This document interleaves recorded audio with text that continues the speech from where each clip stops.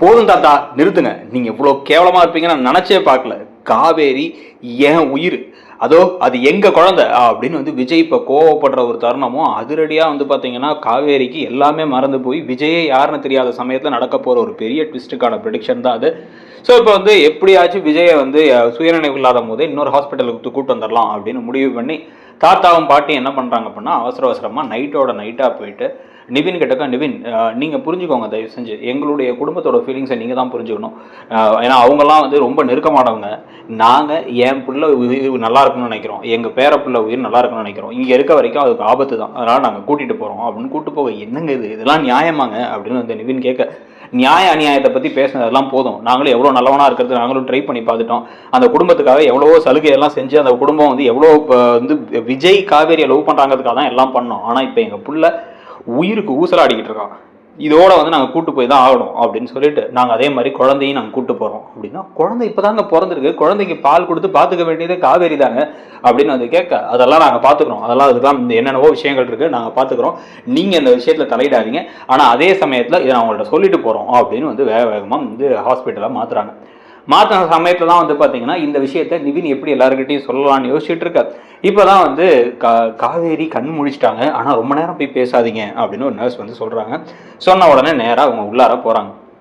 உள்ளார போனோடனே வந்து காவேரி அப்படியே கண்ணெல்லாம் தலையெல்லாம் கட்டு போட்டு படுத்துருக்கவங்க அப்படியே மெதுவாக கண்ணை திறந்துட்டு, ஆமாம் என்ன நீங்கள் மட்டும் வந்திருக்கீங்க, அப்பா எங்க அப்படின்னு கேட்க, அப்பாவா அப்படின்னு எல்லாம் ஷாக் ஆனா, ஆமாம் அப்பா ஏன் பார்க்க வரல, அப்பா என்ன வரவே இல்லையா துபாயிலேருந்து கத்தார்லேருந்து அப்படின்னு வந்து கேட்ட உடனே அப்பா இறந்துட்டாரே அப்படின்னு எல்லாம் வந்து பெருமையாக டாக்டர்கிட்ட சொன்ன உடனே அவங்களுக்கு அடிபட்டதில் கொஞ்சம் மெமரி எல்லாம் மிஸ்பிளேஸ் ஆகிருக்கு, மாறி மெமரி எல்லாம் இருக்குது, அவங்களுக்கு முழுசாக மறதி இல்லை, ஏன்னா உங்களெல்லாம் அடையாளம் தெரியுது, ஆனாலும் சின்ன விஷயங்கள்லாம் கொஞ்சம் மறந்துருக்கு, சரி என்னன்னு பார்த்துக்கலாம், நீங்கள் இதை பற்றி ரொம்ப யோசிக்காதீங்க அப்படின்னு சொல்லிட்டு டாக்டர் போக சரியாயிடும், எவ்வளோ டைம்னு சொல்ல முடியாது அப்படின்னு பேசிக்கிட்டு இருக்காங்க. இதுக்கடையில தான் டக்குன்னு வந்துட்டு சரி ஓகே குழந்தைய கொண்டு போய் வந்து திருப்பி காவேரிகிட்ட காமிப்போம், காவேரி கண்ணு முடிச்சதுக்கப்புறம் காமிப்போம், முன்னாடி மயக்கமாக இருந்த போதுனா காமிச்சோம் அப்படின்னு வந்து இப்போ யமுனா சொன்ன உடனே வந்து குழந்தை எங்க இன்குபேட்டரில் இருக்கா அப்படின்னு டாக்டர்கிட்ட கேட்டால், ஒன்று குழந்தைய தான் கூட்டு போயிட்டாங்களே அப்படிங்கிறாங்க. குழந்தைய எங்கே கூட்டு போனாங்க அப்படின்னா வந்து குழந்தைய வந்து அந்த இன்னொரு ஹாஸ்பிட்டலுக்கு கூட்டு போகிறோன்னு கூட்டு போயிட்டாங்க. ஏன் என்னாச்சு அப்படின்னா, இல்லை அவங்க அப்பாவோட இருக்கட்டும், அவங்க அப்பா ஃபேமிலி தான் கூட்டு போனாங்க அப்படின்னு ஷாக் ஆகிட்டாங்க. தலையில் அப்படியே இடி விழுந்த மாதிரி அப்படியே சாரதா உட்காந்து என்னடி சொல்கிறாங்க, பெத்த பிள்ளைய வந்து அம்மா விட்டு ஒரு நாள் கூட இல்லாமல் எப்படி கூட்டு போகலாம் அப்படின்னா, அது பணம் இருக்குன்னா என்ன வேணாலும் பண்ணுவாங்களா அப்படின்னா, அம்மா பேசிக்கலாமா விடுமா, நீ கவலைப்படாதம்மா அப்படின்னு இவங்க பேசிக்கிட்டு இருக்கும்பொழுது வேகமாக இவங்க கிளம்பி எத்தனா சும்மா விடமாட்டேன்டி அப்படின்ட்டு, தம்பி வாங்க போகலாம் அப்படின்ட்டு நிவினை கூப்பிட்டுட்டு காரை எடுத்து சரன்னு கிளம்பி விஜயோட வீட்டுக்கே போகிறாங்க. போயிட்டு எங்கள் பேரப்புள்ள எங்கள் மாப்பிள்ளை எங்கே இருக்காரு உண்மையை சொல்லுங்கள் அப்படின்னு வந்து கத்த ஆரம்பிச்சோன்னே டக்குன்னு என்னம்மா முதல்ல இங்கே வந்து சத்தம், சரி பாவம் நாங்களும் பொறுத்துட்டே இருந்தா முதல்ல, அப்புறம் என்ன உங்களுக்கு அந்த இன்னொரு வீடு கிருஷ்ணான ஒரு வீடு வந்துச்சு, அதனால இங்கே வந்து கொஞ்ச நாள் தங்குனீங்க, சரி அப்படியே இங்கேயே தங்கிட்டு இங்கேயே ஓசி சொல்றீங்களான்னு பார்த்துட்டு இருக்கீங்களா, முதல்ல இடத்த காலி பண்ணுங்க, அப்புறம் நாங்கள் இதுக்கு இங்கே இருக்க போகிறோம், நாங்களும் கிளம்புறோம், ஆனால் எங்கள் பேரப்பிள்ளை அது பேரப்பிள்ளை என் கையில் கொடுங்க நாங்கள் கிளம்புறோம் அப்படின்னா அது எங்கள் குடும்ப வாரிசு அப்படிங்கிறாங்க பாட்டி கல்யாணி. உடனே அது என்ன நினச்சிட்டு இருக்கீங்க உங்கள் மனசில், எப்படி இப்படிலாம் நீங்கள் பேசலாம் அப்படின்னு வந்து கேட்க, இந்த பாருங்க தெளிவாக நான் சொல்கிறேன், இந்த இதுக்கப்புறம் ஏன் பேரன் உங்கள் கூட பழக்கம் வச்சுக்க மாட்டோம், நாங்கள் வந்து அதை பார்த்துக்குறோம், அவனுக்கு இப்போ சுயநினைவு இப்போ தான் வந்து கொஞ்சம் கொஞ்சமாக சரியாயிட்டு இருக்கான், அவன் உயிருக்கு இன்னொரு தடவை ஆபத்து வர்றது உங்கள் குடும்பத்தால் தான் வரப்போகுது, அதனால் நாங்கள் வந்து இனிமேல் அவனை சேர விட மாட்டோம், அதே சமயத்தில் நீங்களும் இனிமேல் இந்த பக்கம் வராதிங்க, ஏதோ வந்து காவேரிக்கு பழசெல்லாம் மறந்துச்சாமே நிம்மதி அப்படியே அவளுக்கு இன்னொரு கல்யாணத்தை கூட பண்ணி வச்சுங்க, ஆனால் அவளை நீங்கள் முதல்ல இடத்த காலி பண்ணுங்க அப்படின்னு பேச கல்யாணி என்ன கல்யாணி இதுங்கிறாரு தாத்தா. உடனே நீங்களாம் பெரிய மனுஷன் நினைச்சு தானே இங்கே நான் வந்து இது பண்ணேன், இங்கே வந்து இருந்தோம், இப்படி கேவலமாக நடந்துக்கிறீங்க அப்படின்னு சாரதா பேசும்பொழுது, ஏமா நீ விடுமா, நீ முதல்ல கிளம்பா அப்படின்னு வந்து அன்பு உங்களை துரத்தி விட்டுறாரு. இந்த சமயத்தை தான் வந்து அப்படியே மெதுவாக வந்து கண்ணை திறக்கிறாரு விஜய். கரெக்டாக ஹாஸ்பிட்டலில் விஜய் கண்ணை திறந்ததுக்கப்புறமா வந்து பார்த்தா அவர் வார்த்தை சொல்கிறதே காவேரி அப்படிங்கிறார்.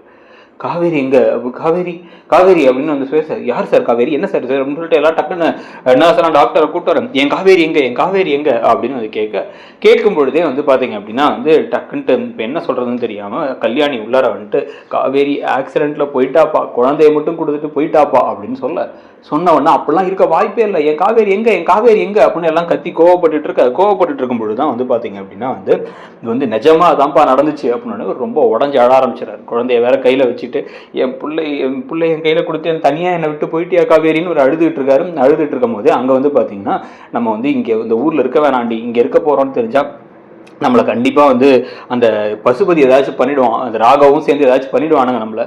இதனால் வரைக்கும் நமக்கு வந்து ஒரு இந்த எல்லச்சாமி மாதிரி நம்மளை காத்துக்கிட்டு இருந்ததே நம்ம விஜய் தம்பி தான். அவருமே இப்போ இல்லை, அதனால் நம்ம திருப்பி கொடைக்கானலுக்கே போயிடலாம் அப்படின்னு இவங்க பேசிக்கிட்டு இருக்கும் பொழுதே தான் வந்து பார்த்தீங்க அப்படின்னா வந்து இல்லை அது எப்படிம்மா காவேரிக்கு ஏற்கனவே சுயநினைவு இல்லை, அவள் இன்னும் வந்து விஜய் மாமாவை கூட அவளுக்கு ஞாபகத்தில் இல்லை அப்படின்னு எல்லாம் பேசிக்கிட்டு இருக்காங்க. பேசிக்கிட்டு இருக்கும் பொழுதே சரி வேற வழி இல்லை, இதுதான் பண்ணி ஆகணும் அப்படின்னு சொல்லிட்டு ஹாஸ்பிட்டலில் தான் அவங்களை கூட்டு போகிறதுக்கான வந்து அந்த ப்ரொசீஜர்லாம் ப்ரொசீஜர்லாம் பார்த்து அப்படி கைத்தாங்களாக கூப்பிட்டுட்டு திருப்பி ஊருக்கு போகிறதுக்காக காரில் ஏறலான்னு வெளில வந்து பார்த்தா அங்கே தலையில் கட்டோட அப்படியே நின்றுட்டு இருக்காரு விஜய். பார்த்தோன்னே எல்லாம் ஷாக்காக பார்க்க என்கிட்ட சொல்லாமலே கூப்பிட்டு போகலான்னு முடிவு பண்ணிட்டீங்கல்ல, என் உயிரையும் என்னையும் பிரிக்கலான்னு பார்த்தீங்கல்ல அப்படின்ட்டு வந்து டக்குன்னு காவேரி கிட்டக்க போக யார் நீங்கள் அப்படின்னு காவேரி பின்னாடி போகிறாங்க. காவேரி பின்னாடி போனோன்னே வந்து எல்லாம் குழம்பி போய் நிற்க, நிவின் யார் இவர் அப்படின்னு கேட்க, நிவினை ஞாபகத்தில் இருக்கு ஆனால் விஜய் ஞாபகத்தில் இல்லைங்கிறது தெரிஞ்ச உடனே ரொம்பவே அப்படியே குழப்பமாயிறாரு விஜய். ஒன்றும் இல்லை, அவளுக்கு எல்லாம் பரசலாம் மறந்துச்சுறாங்க தம்பி, அவளுக்கு சரி கொஞ்சம் விஷயம் தான் ஞாபகத்தில் இருக்கான், அவங்க அப்பா இறந்ததே அவளுக்கு ஞாபகத்தில் இல்லை அப்படின்னு வந்து பேசிக்கிட்டு இருக்காது. இந்த சமயத்தை அவளை கூப்பிட்டு எங்கே போனீங்க அப்படின்ட்டு, இந்த பிள்ளைக்கு கூட அம்மா வேணாமா அப்படின்னு கையில் குழந்தைய வச்சிருக்காரு அவர்.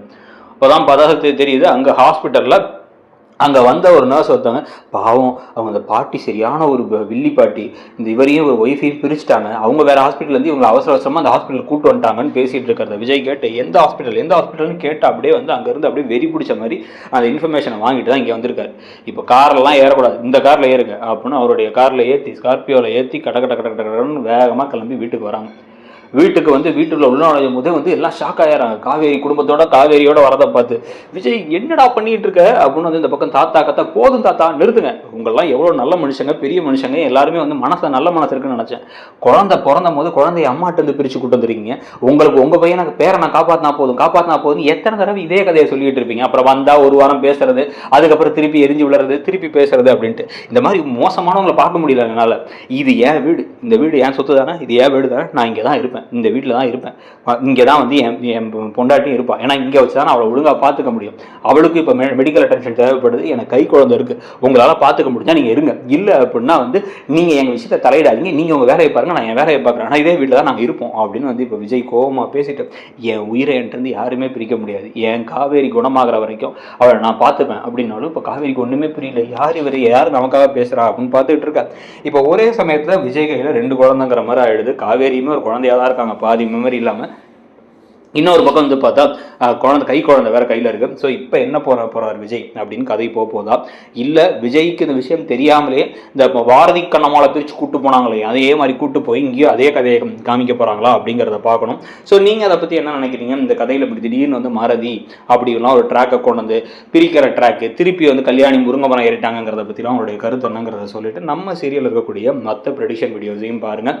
இப்போ சிறகடிக்க ஆசையிலேருந்து ஐயனா துணை வரைக்கும் பல ப்ரெடிக்ஷன்ஸ் இருக்குது. ஸோ நீங்கள் அதில் உங்கள் கருத்து என்ன அப்படிங்கிறத சொல்லிவிட்டு மறக்காமல் நம்ம சேனலை சப்ஸ்கிரைப் பண்ணலை அப்படின்னா சப்ஸ்கிரைப் பண்ணிக்கோங்க. தேங்க்யூ.